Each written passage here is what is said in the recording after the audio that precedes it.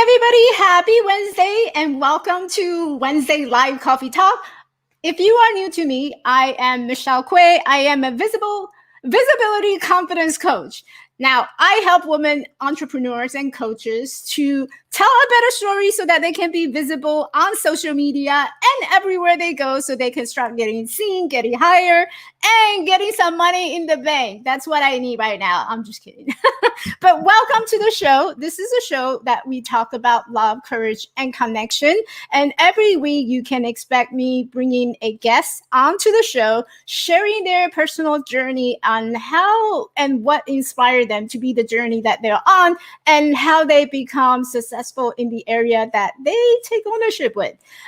So today I'm so happy, beyond happy, because Deb is actually one of my Visibility Challenge participants. She's a colleague of mine and also a good friend. And she is on the show with me today. Just to give you a little background about Deb or Deborah. Deborah Pourali has worked at several large international tech companies and is also a certified professional coach with a strong background and interest in intercultural relationships. Deb has led cross-culture training for professionals working in global teams and coaches teams located in India. Deb's corporate experience combined with extensive cross-culture training and her coaching certification integrate key ingredients needed for the global business and leadership. Deb loves helping people bridge culture, whether it is being in the professional sense or in the personal lives. So I don't want to take up too much time because you know me, I can talk forever. So without further ado, I like to bring Deb on to the show so that you can meet this amazing woman. Hi, Deb. Hi, Michelle. Hello, everyone. It's wonderful to be here today. Thank you so much for joining in today with me with a cup of coffee. I do have coffee, and I encourage my guests to bring coffee with them because, coffee is my thing. So, Deb, I remember the first time I met you was during the Visibility Challenge, and you were sharing your story. So I think there's a lot of new audience who come in afterwards. And so if you can give us a quick background in terms of who you are, what is it that you do, and what inspired you to become a coach? Certainly, Michelle. Well, again, it's wonderful to be here. I have always been interested in other cultures, specifically national cultures. But as time has gone on, of course, culture means a lot of different things. And it means the nationality, it means maybe regional culture, cultures in companies and organizations and within teams, and even one's individual culture. So just backing up, ever since I was really young, it seems to have been a thread, that interest and curiosity about cultures and people maybe who are a little different than I.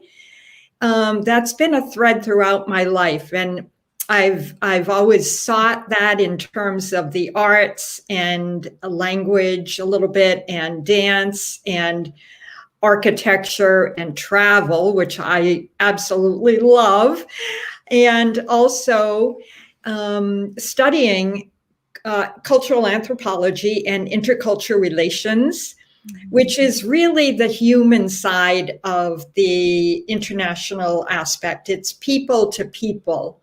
And so studying that, and also in my corporate experience and background, I have worked in as a liaison with teams in India and the US counterpart. And I've done a lot of cross-cultural training for them and for executives from other companies coming to the US. So relocation work as well. And then personally, I am married interculturally, and my husband and I brought a large number of his family to the US and actually helped them resettle here. So I'd say every aspect of my life has traversed the cross-cultural field and interest and weaving it all together. a little bit about my background.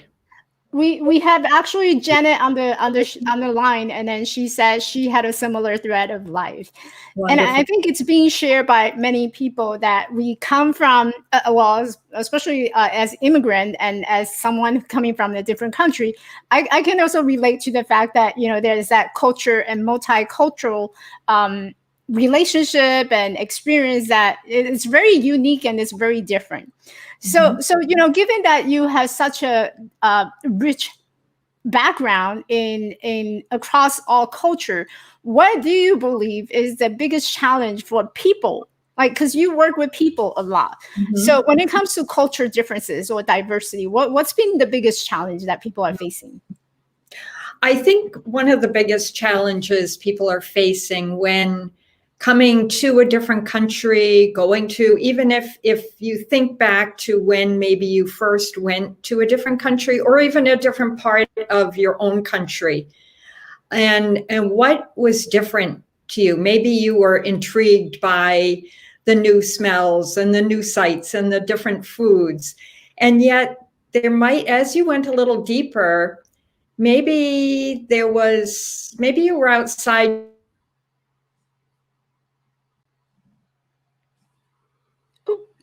I think we have a little internet connection problems. Deb just froze.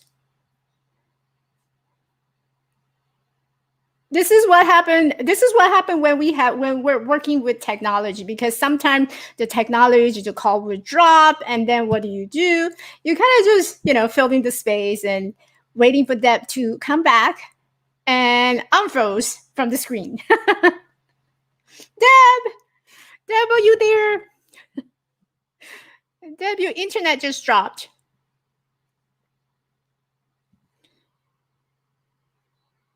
Hi. Hey, Deb. Are we there? Oh, she completely dropped off. So I'm just here by myself now. So we were talking about cultural diversity. So given the fact that, I came from a different culture, different background, I can relate to what Deb was saying about working with people. And when you're coming from a different country, there's like culture shock initially when I landed.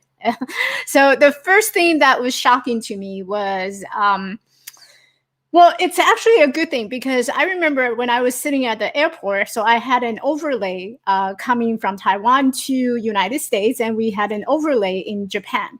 And we had about a couple of hours. And then so at that time, I didn't speak English. I was just sitting there in the waiting area by myself. And I remember I had this guitar that was just sitting on the side, and because I used to play guitar.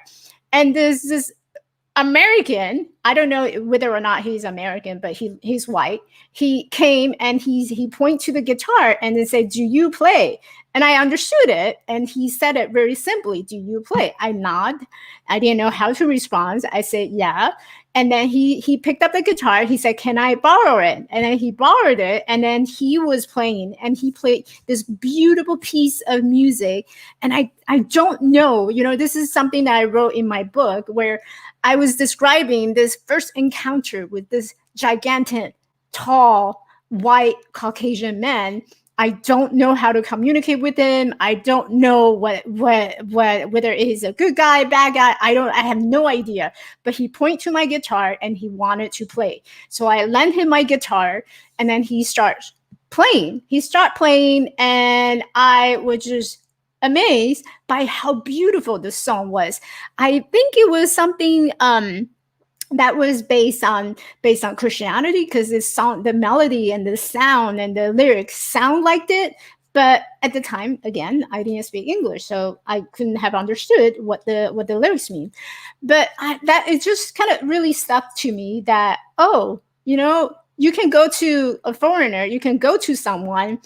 How old was I when I came to US? I was 15 when I came to US. This is something that like a lot of Asian or Chinese culture they don't people talk about is in Taiwan. I didn't learn anything in English. What we did, the textbook, I'll kid you not. So the textbook, what we learned is, this is a cup. This is a microphone. This is a book. This is a planner. So like simple term like that. It's not conversational at all. They're focused on vocabulary. I can tell you that if you speak to any Chinese or Taiwanese, they are like walking dictionary. You ask them a word, they can memorize it, they can dictate it, they can say it back to you immediately with no problem.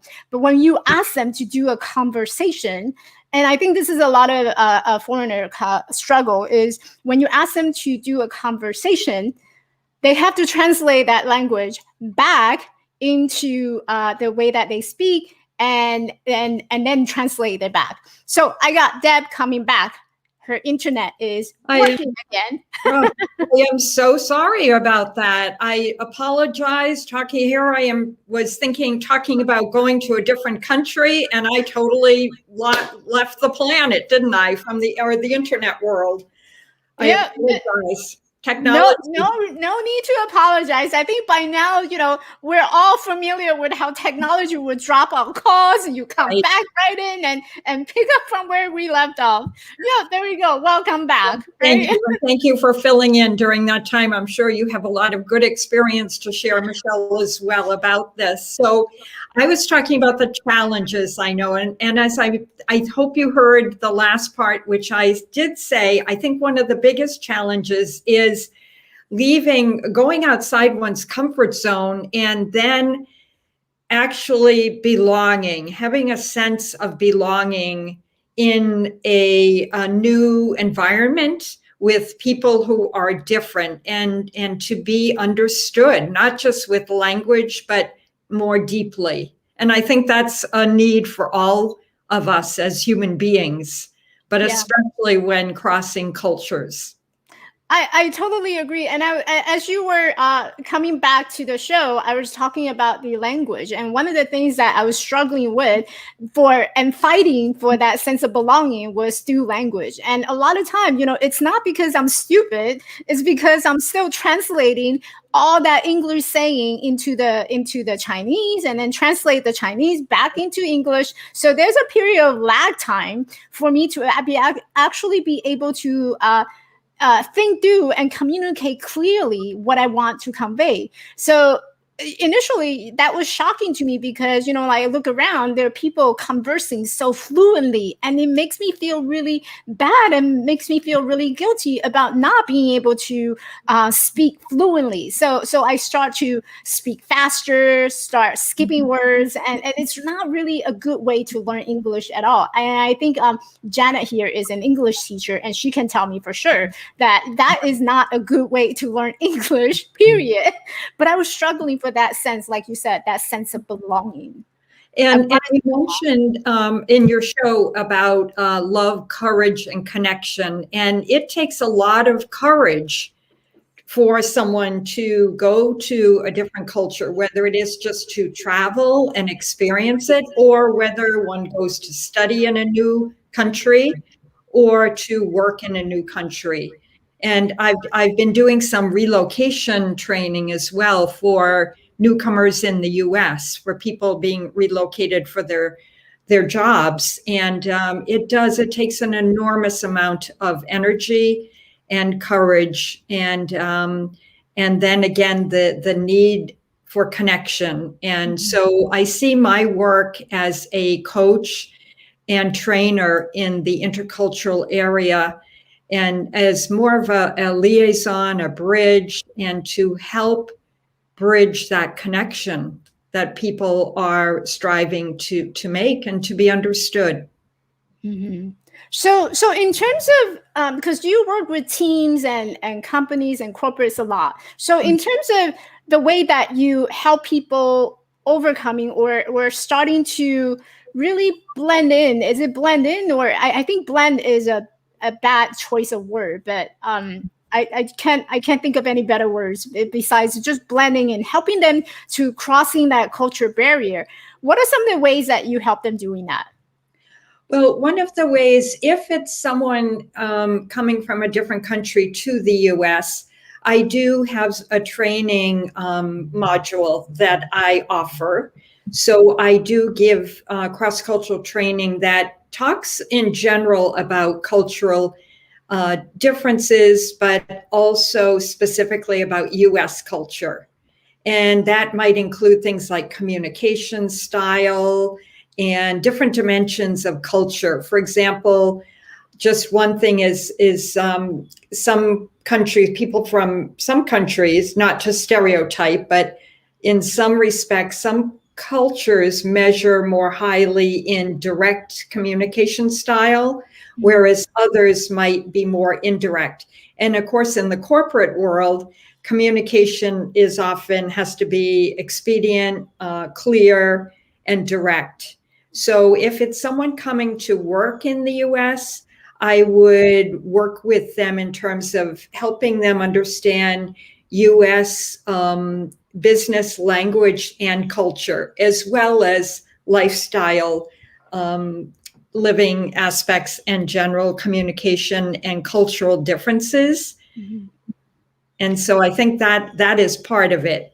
If it's someone who is in the US and working with someone from another culture and is having difficulty working with someone from another culture, I would also offer training and coaching for that individual or those teams that are working. For example, in one of the large international corporations that I worked in, I had a team in India. And I did a lot of training on both the Indian group with the Indian group as well as the US counterpart to help them work effectively together and to understand each other better, and just some tips around communicating effectively. Mm-hmm.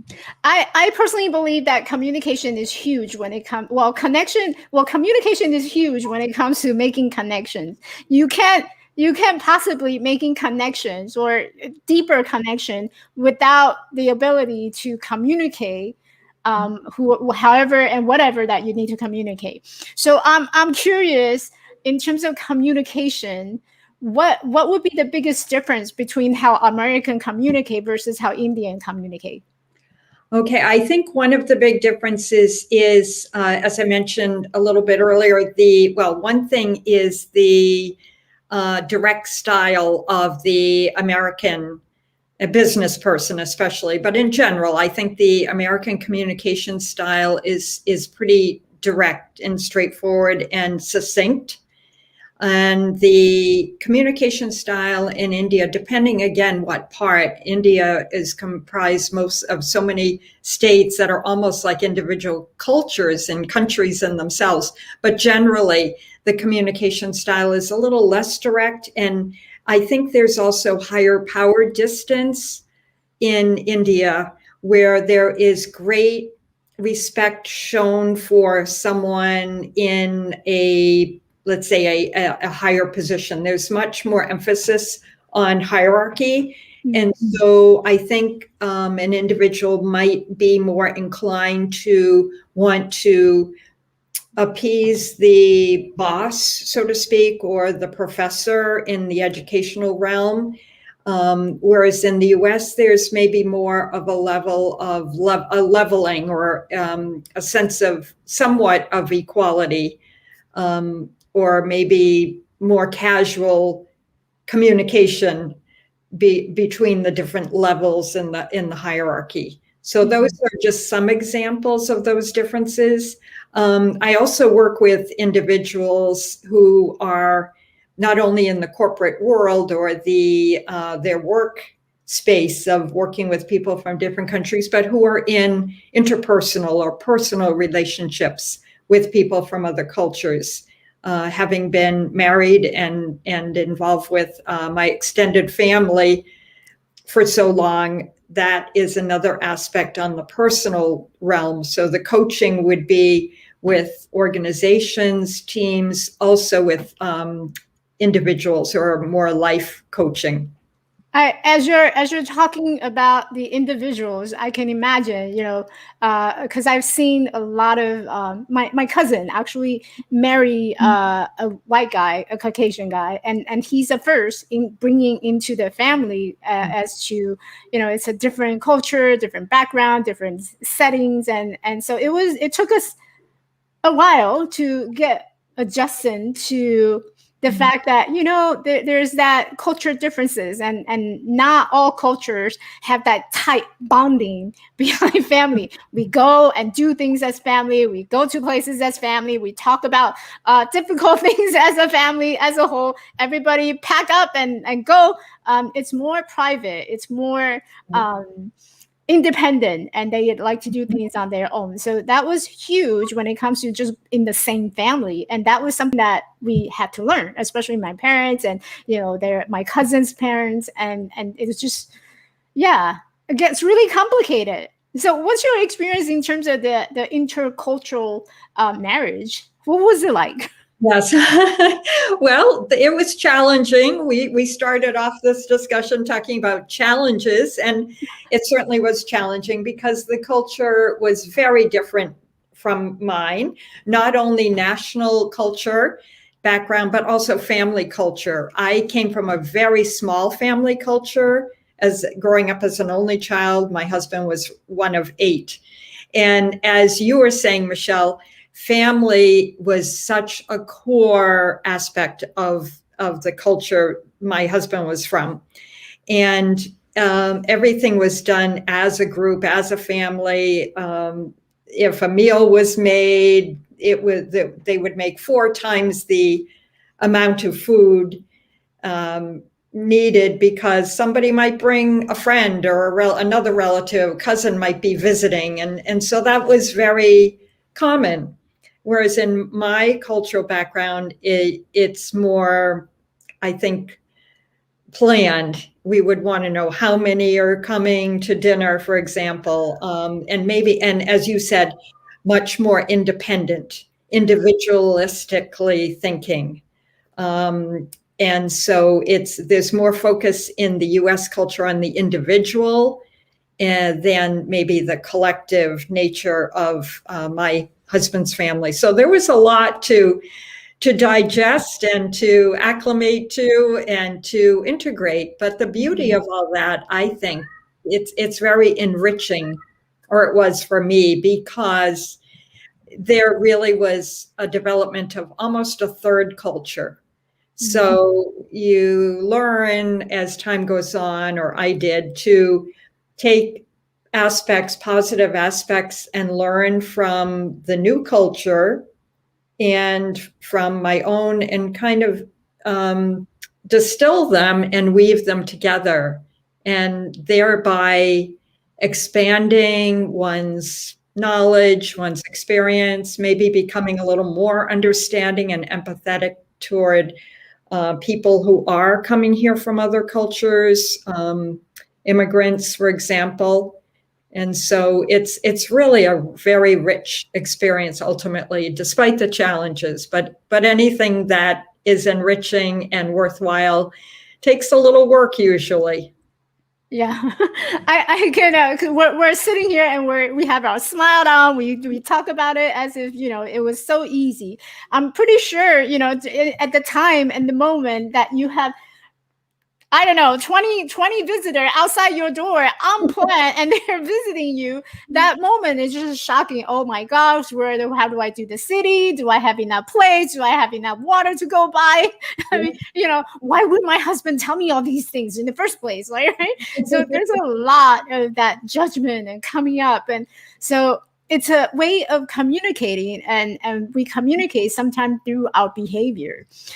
So I'm curious, you know, in terms of the way that we communicate, what are some of the tips or some of the strategy that you can share with us and the audience today, to help them really bridge that culture differences? You know, I'm sure there's a lot of companies and individuals who's trying to reach to a larger audience or trying to grow their business and in their leadership on their team. And people is the most common denominator. And when it comes to people, it's all about communication. So what suggestion do you have?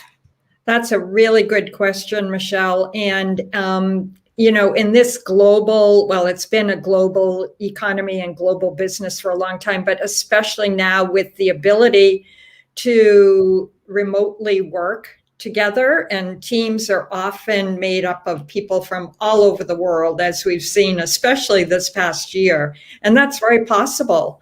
Also, our culture within the US anyway is changing. The demographics are changing dramatically. And so it's really important to understand other cultures and to welcome that. And I think one of the tips I would give is to approach that with curiosity, is to, if you have a team that's made up of people from different cultures and countries, to be curious about it, be interested, ask questions, maybe share stories. It's not just about looking at differences, it's also finding areas of common ground.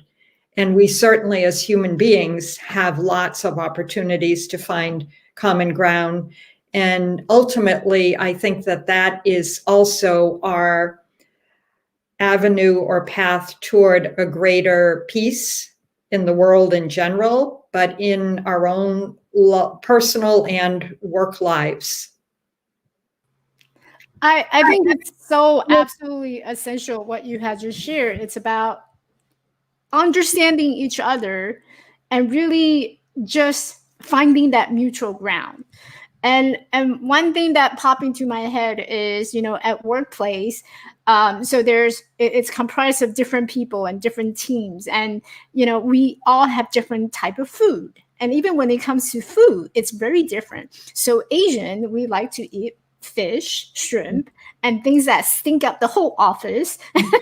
And so a lot of time you'll go into the break room, you see this big sign, do not heat up fish, because not everybody enjoy the smell when we're in a tight space. So how do we find that common ground and have that embracing each other's differences, and really is really the key of bringing and making that connection all together. Right. So Deb, moving forward, what do you got going on so far? Oh, great. Well, I hope to work with more organizations across different sectors, including IT corporations, healthcare, financial, and education. So this work is really applicable to all sectors. And also the life coaching, as I mentioned, helping people to basically communicate more effectively together across the differences by looking at areas of common ground, and with a mindset, an attitude of curiosity, open-mindedness, and non-judgmental. And that's where my coaching comes in, because I offer training in those areas, but also it's important to help people practice that and to help them a little more deeply in the area. And that's where I offer coaching. So life coaching, one-on-one, interpersonal coaching, and also team coaching in organizations. I love it. Yay! I think it's really important to work with a coach when it comes to that judgment and communication style. It's really helpful because, again, the communication is really the foundation of making that connection. If like, say someone, I've been working with teams, and these team members coming from different backgrounds, so the way that you communicate with them is very different. And so for example, if I were to communicate with someone who is in the Philippines, who's doing my virtual assistant work, versus someone who's doing, located in the, the Morocco area and working on my social media, that's very different than between the two on how I would communicate with them. Their style, their ways, their beliefs, their religion, it's completely different. Right. And so as a business owner or as a leader in the company, how do you not only manage but also lead people so that they can do the work that you want them to do and complete them in a timely manner? That's very important. Huge. So where can people find you, Deb? Yeah, so the best place to find me, I think, is on LinkedIn. And so, as you can see, if you search for Deborah Pourali, and the spelling is there on the screen. I do go by Deb, but Deborah Pourali is my LinkedIn name. And you will find my contact information, or IM me, private message me. I would love to hear from you. I'd love to work with you. I'd love to just help you gain awareness about yourself and about working with and bridging that any gaps you feel with people from other cultures that would help you both reach your goals. And it's very exciting and enriching work. And I think ultimately the experience for people working with others is to become enriched and aware of themselves and the world. And I believe you brought a gift for my audience. You have an offer for my audience. Yeah. Yes, I would love to offer a complimentary 30-minute consultation for anyone who would like to explore the work that I do offer regarding coaching. And of course, training is another aspect that you will see in my LinkedIn profile. However, the consultation is available, and would love to hear from you about working with you in that capacity.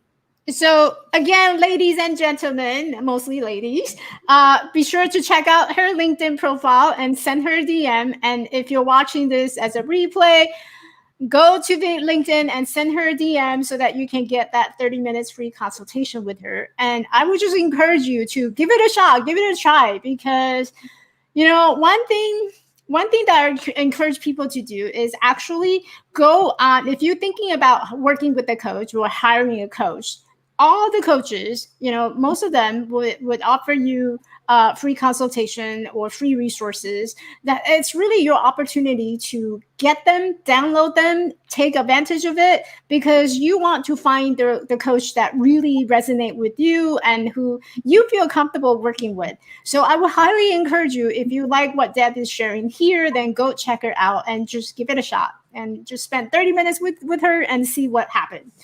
So Deb, before I let you go, is there anything that you want to say to our audience? Oh, well, I would just encourage you to, step outside a comfort zone and just look at and think of working with or getting to know people from other cultural backgrounds. And culture, as I said, is a wide term, but getting to know that with a sense of curiosity and open-mindedness, and just see how expansive that can make you feel. Thank you so much, Deb. Thank you so much. Despite of technical difficulty, we still made it. We did, and I apologize for that, but it was wonderful being here today, and thank you. I love this opportunity to talk about a passion of mine, which has always been this area of intercultural studies and interests. So thank you so much. Nice and to I think it's an important topic to talk about. And this is something that all of us are being impacted on. We see it every single day about cultural diversity, and understanding of how we communicate can really change the way that we do our business, the way that we lead. And again, you know, communication is really your building blocks to making that connection. So very important topic to talk about. Yes. So, and it takes courage, which is one of your key points of your work. Exactly. Yes. So thank you so much, Deborah. I'm going to put you back to the backstage so I can wrap up the show. All right, everyone. So there you have it. This is Live Wednesday Coffee Talk, where I invite guests to come on to the show and talk about love, courage, and connection. So today you heard from Deborah Pourali. She had talked about the communication across the culture and how that is important to bridge the gap in our cultural diversity. So hopefully you got some values out of this show and listening to this show.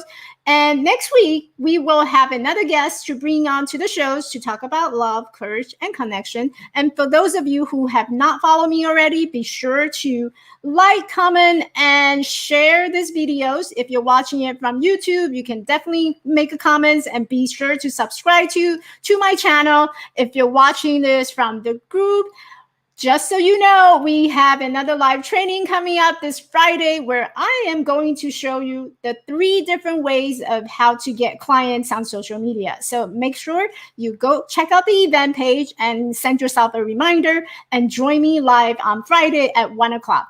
And again, I will see you next week on Wednesday at 8 o'clock Pacific time during the live coffee talk show. Bye, everyone. Have a great Wednesday. See you next time.